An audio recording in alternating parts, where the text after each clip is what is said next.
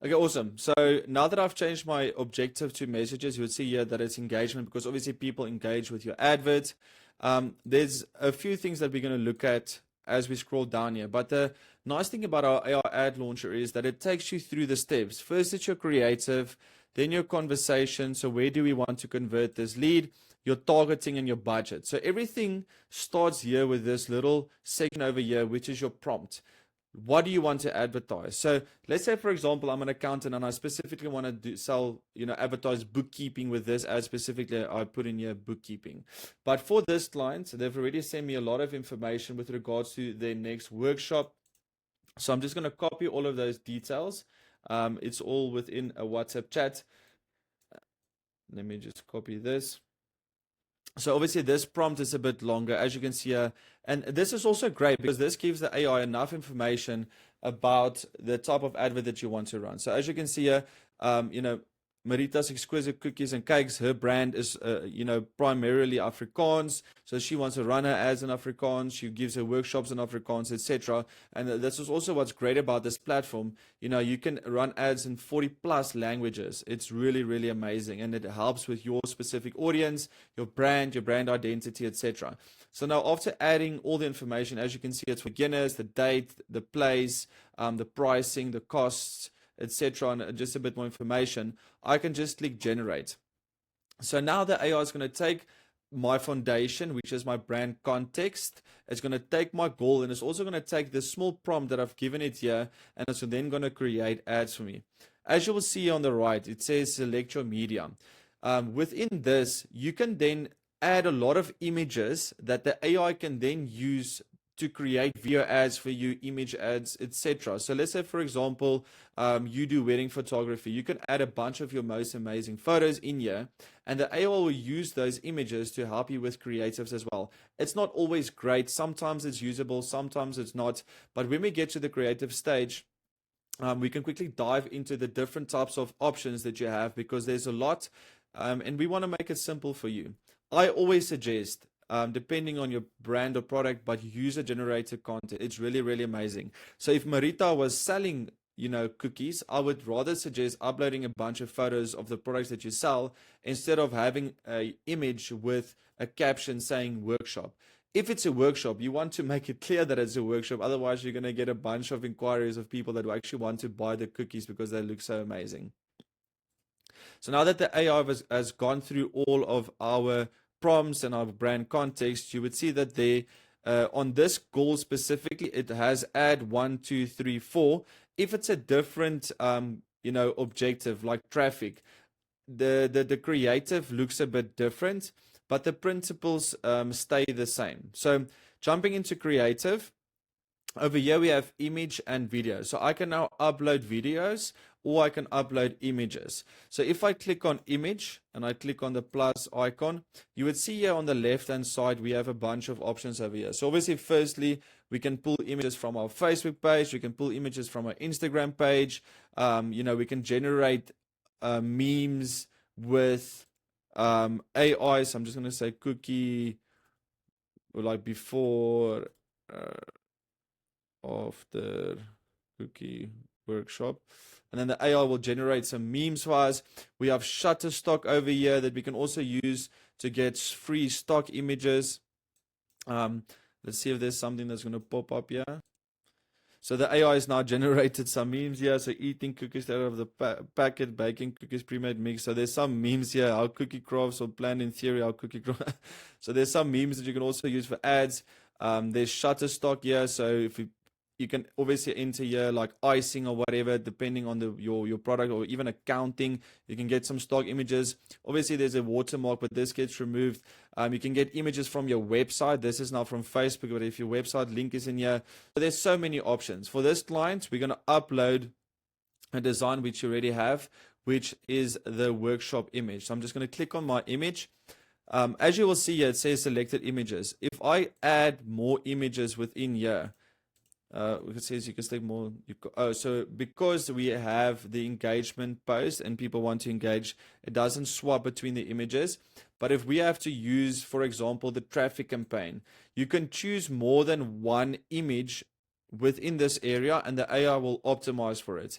However, the AI will still optimize within this specific campaign because it says add 1, 2, 3, 4. So the AI will still optimize between these. The only difference that I'm going to have between add 1, 2, 3, 4 is my copy. So if I click open, you would see that there's the image and we have our, our caption with information over here.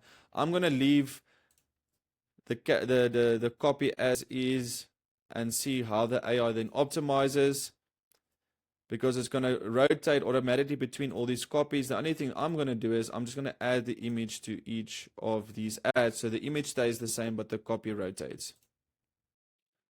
Awesome. So I've added the image to all the different ad sets now. Also, the other thing before I forget, there's also different headlines. So you would see that every ad now has their own headline as well. And the AI will optimize between it. And that is what we want, because when we go here, within a specific targeting over here, we want the AI to optimize our creative and our copy depending on how it performs. But step one, if you look at a different goal, would be creative, and then it will be targeting. In here we have conversation because we want WhatsApp messages, so I'm just going to leave it at WhatsApp. But now let's jump into the targeting, and this is where the power of this platform also kicks in. So as you will see here, it's already taken a lot of interest, like baking, cooking. Obviously there's some things that's always possibly not going to be relevant, like Buckingham Palace. So I can now click here on edit, and I can now remove a bunch of interests that we have over here. So baking mix, baked good, that's fine. There's majors, interests, we love baking. I'm just going to remove that. Baking powder, that's fine. I'm going to remove that. I'm going to remove that. So now we've taken in a bunch of the interests and we've removed them to create a smaller audience. So something that's really important, especially if you have a small budget, is that if you go too broad, yes, you're going to generate leads, but if you're too broad, you're going to get a bunch of people that's just going to waste your time. So with a small budget, I always suggest go as narrow as possible, be as targeted as possible, so that most likely this person will convert. So with our interest targeting, I want to target people that the AI have suggested. Molding process, I'm actually going to remove that, but I think baking powder, baking mix, I think that's very good. I can now narrow my audience even further by saying, okay, these people that are interested in this also have to be interested in this, and it will even create a smaller audience. But I just want to scroll down. I think for this, I'm probably going to change the age from, let's say, 30. It's very rare that young people go for workshops like this. So yes, obviously there are people that's going to be 25 or 26 that's going to be interested. But in my mind, I'm like, out of the 80% of people that would go to a workshop like this, they're probably a bit older, and not old, but probably a bit older. And that's why I said, like, let's rather have a laser focus on the type of creative and our strategy. If we scroll down here, as you would see that Krugersdorp is already selected because that is where the workshop is going to be. Obviously, it's suggesting Pretoria because that's where we're from.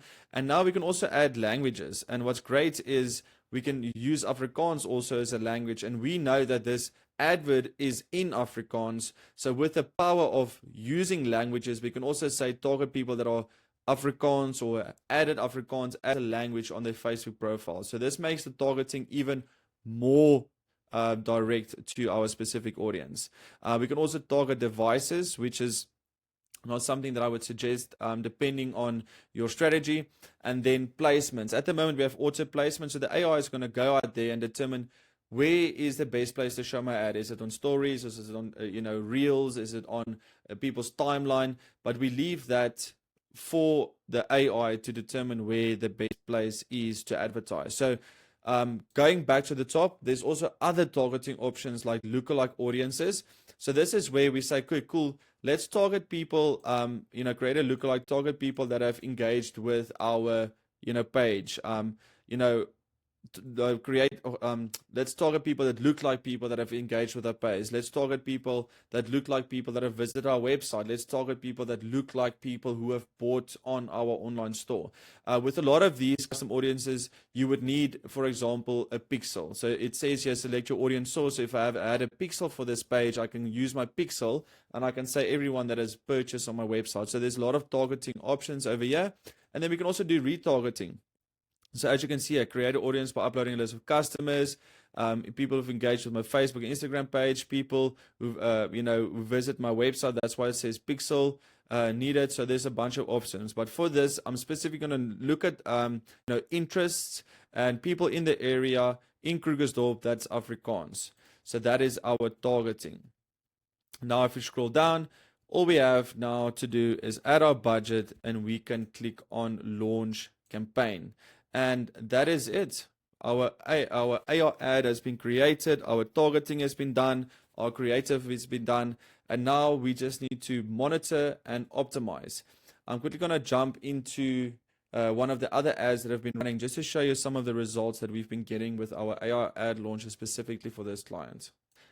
Okay, cool. So the ad has just gone live, and as you can see here, we have 2 campaigns that have been paused. And I just quickly want to show you how cool the results are and how amazing our AI optimization is with regards to giving some insights, some ideas, and also how it optimizes your advert.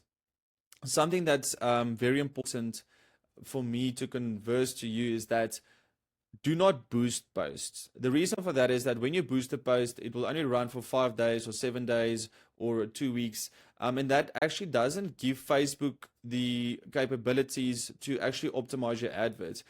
First of all, Facebook, by itself has AI because Facebook wants you to be successful. So if you just boost a post, it's not enough time for that ad to become optimized and get better results. I've got people that have been running the same advert for over a year because it's just optimizing and optimizing and optimizing and optimizing.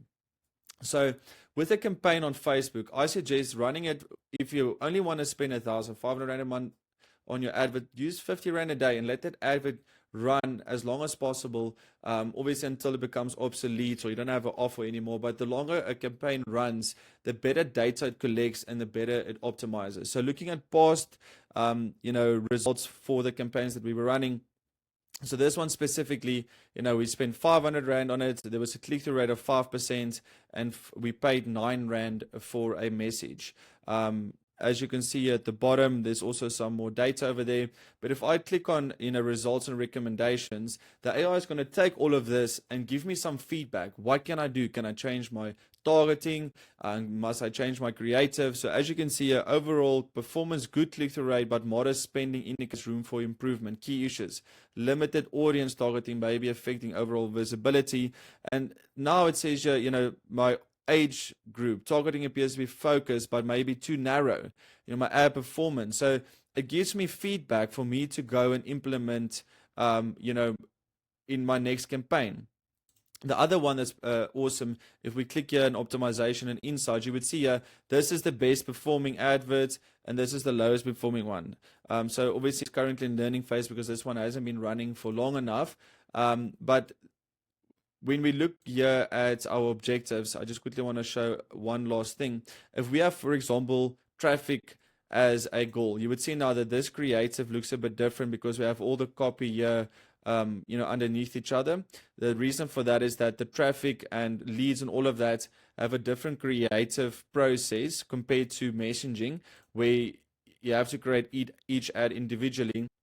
With the traffic and all of the lead ads, you can just add all your images, add all your copy, and then it optimizes automatically. And that is what's great here within our optional space under our budget. If you click optimize for me, the AI will then rotate, it will remove age groups, it will literally do everything for you to get the best results for that specific advert. But very important, run the ad for a month, 2-3 months, because the longer the ad is running, the more time the AI has to optimize your ad for you. So that's everything in a nutshell on launching your Facebook ads. If you have any questions, please reach out to us and we're always here to assist you as well. Thank you so much for watching the video.